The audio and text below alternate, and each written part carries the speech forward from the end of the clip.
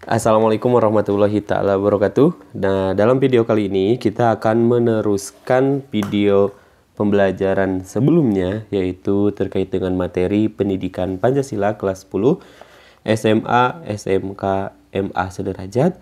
Adapun sub pembahasannya itu adalah kedudukan Pancasila. Seperti biasa, sebelum kita lanjut kepada pembahasan, mari subscribe terlebih dahulu, like, komen, dan boleh share kepada rekan-rekannya supaya kita semua bisa menebar manfaat yang lebih banyak lagi. Adapun tujuan pembelajarannya, diharapkan peserta didik itu dapat memahami materi tentang kedudukan Pancasila. Mari kita bahas seperti apa terkait dengan kedudukan Pancasila ini. Nah, mengenai kedudukan Pancasila, keberadaan Pancasila sebagai filosofi Groendslang dapat dimaknai sebagai sebuah pondasi atau dasar negara yang di atasnya berdiri negara Indonesia. Layaknya sebuah rumah, makin kokoh pondasi rumah tersebut, maka akan makin kuat bangunan di atasnya. Nah, begitu pula dengan negara Indonesia yang berdiri kokoh ini apabila memiliki dasar negara yang kuat. Sebuah dasar yang berisi pemikiran dan semangat yang membuat negara Indonesia dapat merdeka dari penjajahan, memiliki bangsa yang bersatu, berdaulat, serta bercita-cita merealisasikan masyarakat Indonesia yang adil dan makmur. Nah, Pancasila sebagai dasar negara yang pertama, yaitu terkait dengan kedudukan Pancasila, di mana kedudukan Pancasila itu diantaranya ada beberapa macam, diantaranya ada Pancasila sebagai dasar negara. Nah, Pancasila sebagai dasar negara mengandung pengertian bahwa setiap sendi-sendi ketatanegaraan harus berdasar pada nilai-nilai Pancasila. Maka dengan kata lain, Pancasila harus senantiasa menjadi spirit dan dalam bernegara. Pancasila sebagai dasar negara dinyatakan oleh Soekarno dalam pidatonya pada hari terakhir sidang pertama BPUPK, tepatnya pada tanggal 1 Juni 1945. Salah satu isi dari pidatonya ialah menjadikan Pancasila sebagai dasar negara atau Pancasila sebagai dasar falsafah bangsa atau filosofi Groendslang bagi bangsa Indonesia yang merdeka. Nah, usulan Soekarno tersebut diterima dengan baik oleh seluruh anggota pada sidang BPUPK. Nah, oleh karena itu, jika kata Pancasila sebagai dasar negara dihilangkan, maka yang terjadi akan runtuh negara Indonesia yang berdiri di atasnya. Nah, negara tidak memiliki lagi landasan hukum yang membuat kehidupan warga negara menjadi tertib dan teratur apabila kata Pancasila sebagai dasar negara itu dihilangkan. Nah, kita dapat mengetahui kedudukan Pancasila sebagai dasar negara dan sumber dari segala sumber hukum di Indonesia.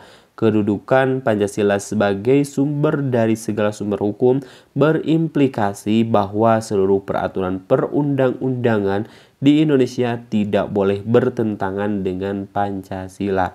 Nah, jadi sekali lagi, kedudukan Pancasila sebagai dasar negara ini sangat penting, yaitu karena kenapa? Karena sebagai pondasi negara kita. Diibaratkan tadi sebagai sebuah bangunan, kalau misalkan pondasinya kurang kokoh, maka bangunannya pun akan mudah runtuh. Begitu pula dengan Pancasila, kedudukannya sebagai dasar negara. Nah, selain sebagai dasar negara, ternyata kedudukan Pancasila pun sebagai sumber dari segala hukum. Artinya, seluruh peraturan perundang-undangan di Indonesia itu tidak boleh bertentangan dengan nilai-nilai yang ada di dalam Pancasila ini. Nah, seluruh warga negara Indonesia wajib memiliki kesadaran hukum. Kesadaran hukum sendiri dapat didefinisikan sebagai kesadaran individu atau kesadaran kelompok masyarakat terhadap peraturan perundang-undangan yang berlaku. Jadi intinya kesadaran individu atau kelompok ini, masyarakat gitu ya terhadap peraturan perundang-undangan yang berlaku itu tentunya mempraktikkan atau mengaktualisasikan dalam kehidupan sehari-hari. Kesadaran hukum sangat penting dan diperlukan agar tercipta ketertiban, kedamaian, dan keadilan dalam masyarakat. Ya. Yang kedua, Pancasila sebagai pandangan hidup. Nah, kedudukan Pancasila sebagai pandangan hidup, Pancasila sebagai pandangan hidup dapat dimaknai sebagai sebuah tata nilai yang berfungsi seperti halnya budaya atau norma yang telah hidup turun-temurun di tengah-tengah masyarakat. Sebuah pedoman hidup yang mengikat dan memadu berbagai komponen bangsa Indonesia agar tetap hidup dari generasi ke generasi. Maka dengan demikian, tanpa Pancasila sebagai pandangan hidup, bangsa Indonesia akan hidupnya itu terombang-ambing karena tidak memiliki petunjuk atau tidak memiliki pedoman. Tanpa Pancasila, Indonesia menjadi bangsa yang tidak tertata dan juga tidak teratur hidupnya. Karena kenapa? Karena tidak memiliki nilai-nilai keteladanan untuk dipraktikkan dalam kehidupan bermasyarakat. Nah, ada pula fungsi Pancasila sebagai pandangan hidup ialah sebagai berikut. Di antaranya yang pertama, Pancasila merupakan pedoman penyelesaian berbagai persoalan hidup dalam masyarakat Indonesia. Yang kedua, selain sebagai penyelesaian masalah persoalan hidup, Pancasila pun dapat menjadi alat atau cara untuk memecahkan berbagai problematika sosial, politik, ekonomi, dan budaya agar bangsa ini kian maju. Yang ketiga, masyarakat Indonesia memiliki pedoman untuk membangun dirinya sesuai dengan cita-cita bangsa, dan fungsi Pancasila sebagai pandangan hidup yang terakhir adalah Pancasila mampu mempersatukan masyarakat dengan beragam perbedaan latar belakang. Nah, yang ketiga, kedudukan Pancasila sebagai ideologi negara. Nah, ideologi itu sendiri berasal dari bahasa Yunani, yaitu ideos yang bermakna ide dan logos yang berarti ilmu pengetahuan. Jadi secara umum, ideologi dapat didefinisikan sebagai kumpulan ide, gagasan, keyakinan, kepercayaan yang menyeluruh yang mengatur tingkah laku manusia dalam berbagai sendi kehidupan.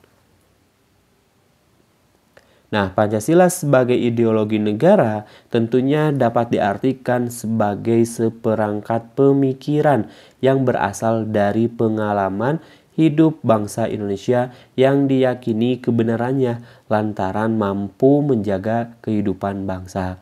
Pancasila mengandung nilai-nilai yang menuntun bangsa Indonesia itu untuk mengaplikasikan atau merealisasikan kehidupan masyarakat yang adil dan juga masyarakat yang makmur.